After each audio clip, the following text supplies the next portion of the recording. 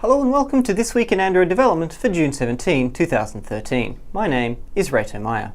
If it feels like it's been more than a week since the last week in Android development, you can blame these three troublemakers who flew in from the UK for Google I/O. Between keeping them out of trouble and preparing over 30 technical sessions for the conference, our team has had its hands full.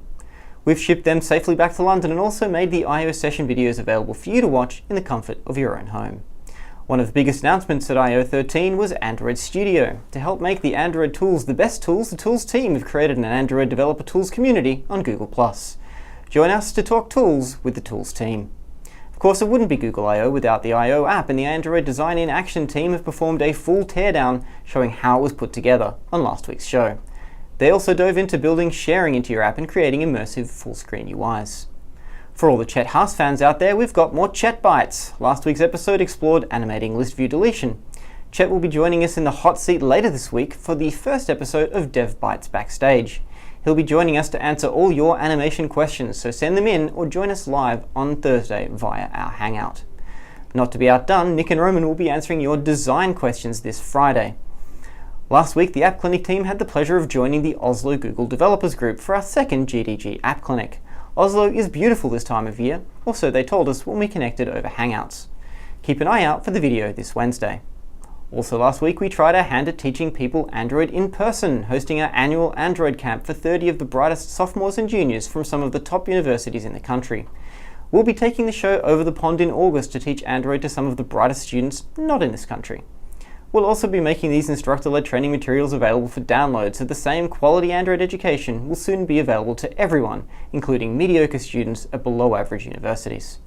In the meantime, we're publishing plenty of great learning material on developer.android.com, such as the last week's release of the Purchase Status API Guide. It was a big week in app releases too, with BBC Weather launching and quickly rocketing to the top of the Google Play UK charts. It's a beautiful, pure Android app, so it's no surprise to see it do well. It is currently available only to users in the UK, but the team is hard at work adding support for forecasts that aren't cloudy with a chance of rain. Developers using Google Play game services have also been hard at work, with Joule 2 becoming the first cross-platform game to use these new services. That means you can compare your Joule matching skills with friends using all manner of internet-connected, rounded corner rectangular devices.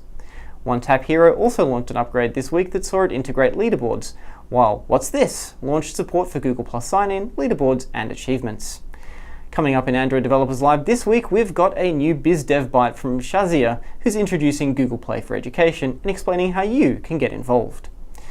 This week's App Clinic will feature GDG Vilnius from Lithuania. There's nearly twice as many mobile phones in Lithuania as there are people, so it's no surprise to see these guys are passionate about Android development.